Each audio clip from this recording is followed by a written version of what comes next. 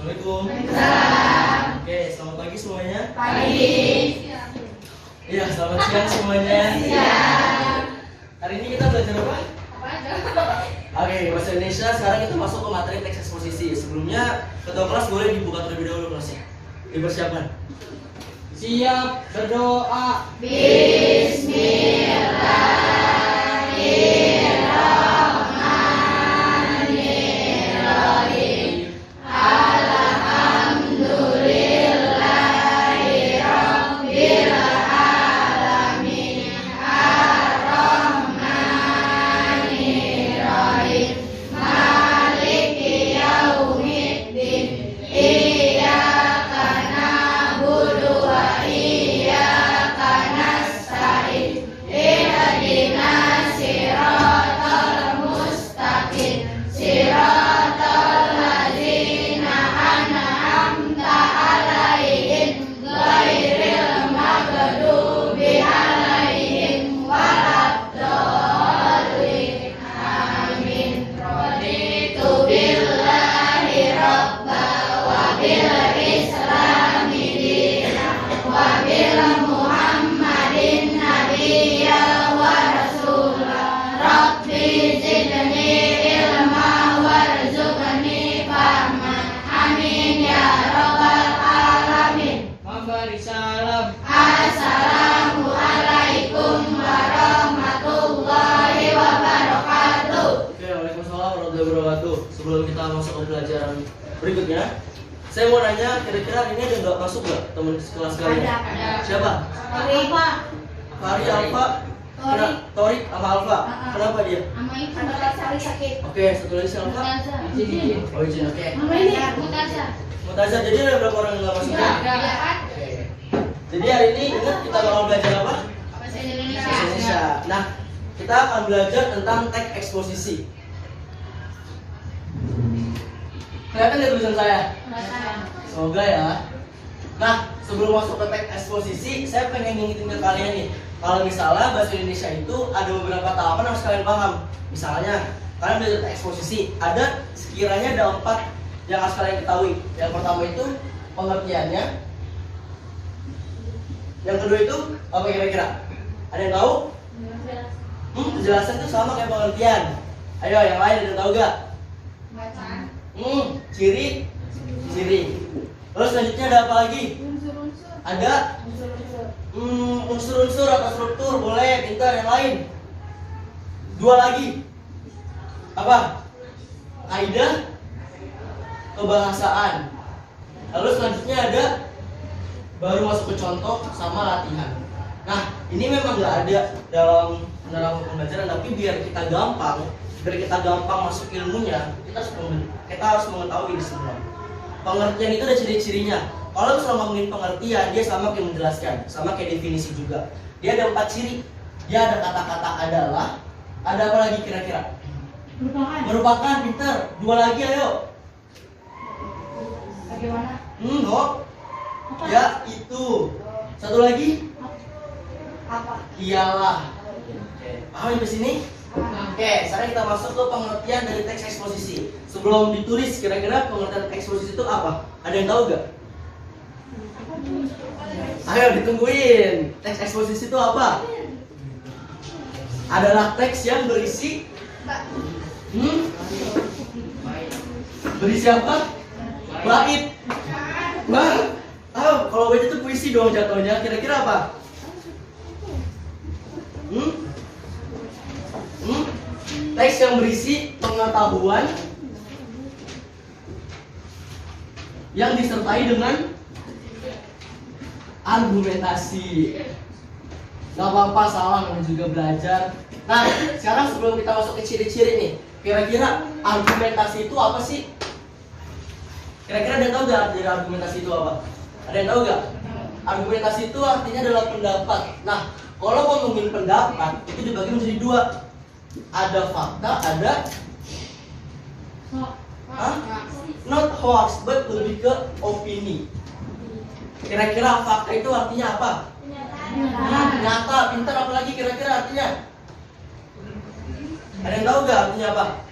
Nyata, atau bisa dibilang benar adanya, boleh kan tulis kayak gini? Boleh. Nah, ini pengertian dari fakta. Kalau misalnya opini, kira-kira apa? Tidak nyata atau bohong. Ya itu namanya dari tidak nyata. Belum terbukti kebenarannya. Contohnya misalnya apa ngomongin fakta. Misalnya saya ngomong gini, warna langit ini warnanya putih. Itu fakta atau opini? Kalau misalnya saya bilang nanti Piala Dunia kayak juaranya Italia deh, itu fakta atau opini? Yang sini paham? Ada yang mau nanya? Oke. Berarti teks hapus itu tadi artinya apa? Adalah teks yang berisi argumentasi itu artinya dapat dibagi menjadi apa aja? Ada yang mau nanya nggak sini? Kalau belum ada boleh catat di bukunya dulu. Handphone foto. Ya udah, catat dulu aja.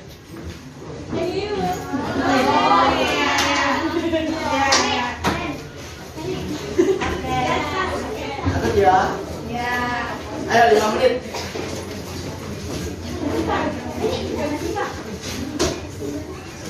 Kalau ada yang nggak tahu langsung tanyain aja ya. Oke. Ayo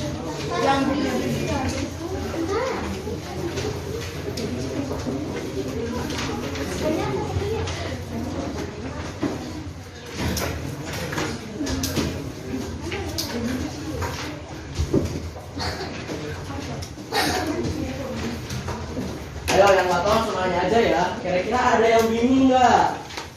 Nih di sini kaum cewek semua barisan angkatan nih. Yang kiri barisan para pejantan tangguh. 1, 2, 3, 4, 5, 6, 7, 8, 9. Hai, ada yang mau nanya tadi? Oke, saya kira udah ya, bisa udah cepet banget ya. Habis pengertian kita masuk ke ciri-ciri. Oke. Nah, ciri-ciri dari teks eksposisi ini udah saya rangkum. Sebenarnya ada banyak, cuman intinya itu ada 3 ciri. 1, 2, 3. Yang pertama kira-kira ada apa? Ciri teks eksposisi itu yang pertama adalah harus memberikan informasi. Yang kedua, bersifat menjawab pertanyaan. Sebentar. Lalu yang terakhir, lugas dan baku. Oke, dari 3 ini ada pengen bertanya gak? Atau ada yang masih bingung gak? Langsung angkat tangan kalau ada yang masih bingung. Lugas dan baku, nggak tahu?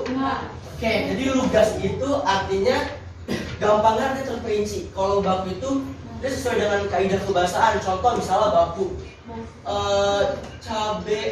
cabai. Kira-kira mana yang baku? Cabai. Ini baku secara penulisan. Karena ini tuh nggak baku yang baku ai, cabai. Lagi misalnya ini pedas. Kira-kira mana yang baku? Sini paham? Sekarang yang ini. Kalau nggak ada mulai lagi, saya bakal yang ini. Bersifat menjawab pertanyaan. Nah, pertanyaan itu kira-kira ada apa aja? Ada yang tahu nggak? Banyak. Rumusnya itu 5W plus 1H. Pinter. Kira-kira, aduh, gimana nih yang kosong? Sebelah. Ini bisa saya hapus nggak? Kalau sini aja deh. Kelihatan kan di sini kan? 5W plus 1H. Ditulis dulu di sini 5W plus 1H. Oke, 5W. W yang pertama tuh ada apa aja? What? Terus? Where? Bacanya W. Oke, bukan wo. Apalagi? When? Why? Sama? How?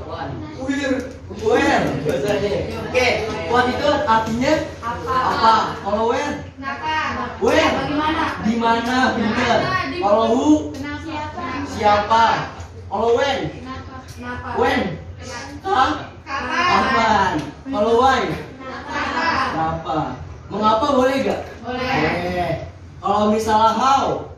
Bagaimana? Nah, Kan di sini kan ditanyain harus bersifat menjawab pertanyaan.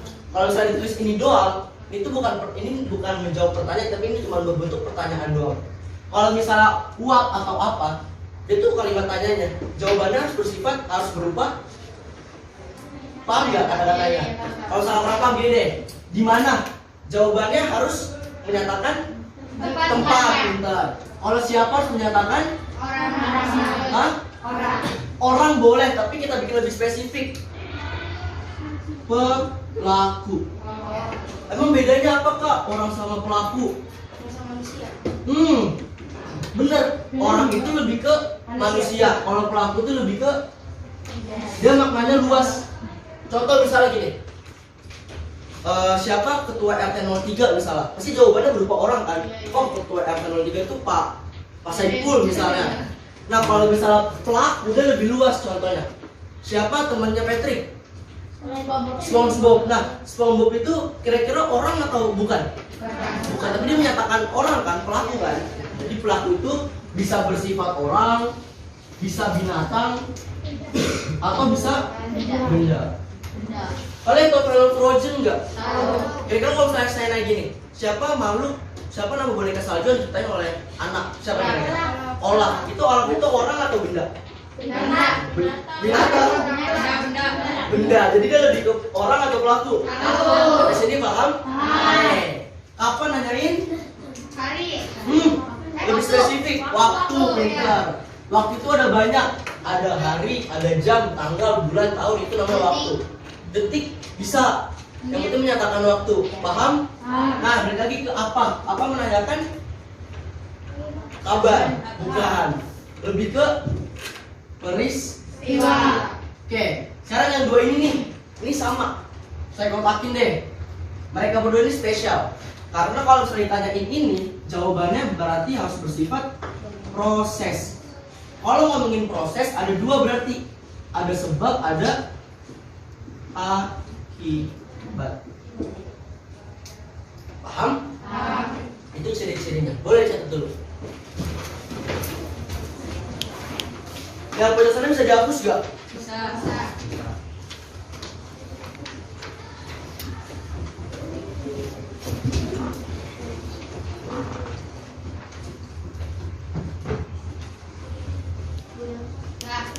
Cepet banget ya. Oke, terakhir kita masuk ke kaidah kebahasaan.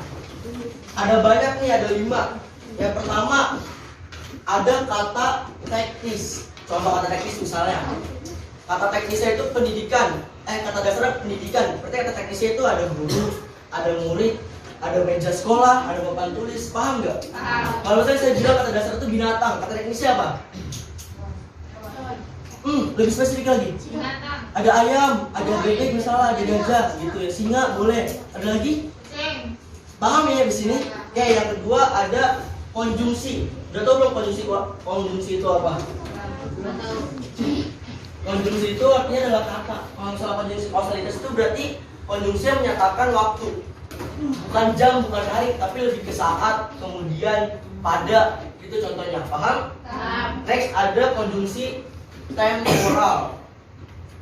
Kayaknya ada salah deh. Temporal itu nanyain waktu, kalau kausalitas itu nanyain sebab akibat.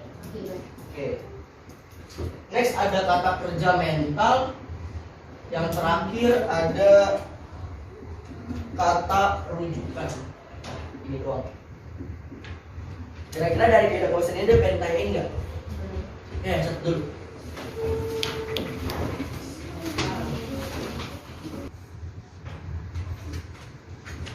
Oke, udah kalian nyatetnya?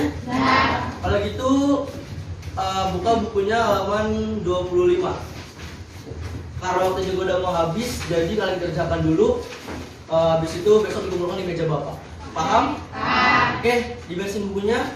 Ketua kelas, sebelum ditutup, kira-kira ada bisa menyimpulkan nggak pelajaran hari itu tentang apa? Angkat tangan. Siapa mau angkat tangan? Oke, ketua kelas. Teks eksposisi itu apa? Oke, paham sampai sini ya? Kira-kira dari pelajaran hari ini ada yang ditanyain nggak? Nggak ada. Kalau gitu ketua kelas akan dipimpin doanya terlebih dahulu. Siap berdoa. Bismillah.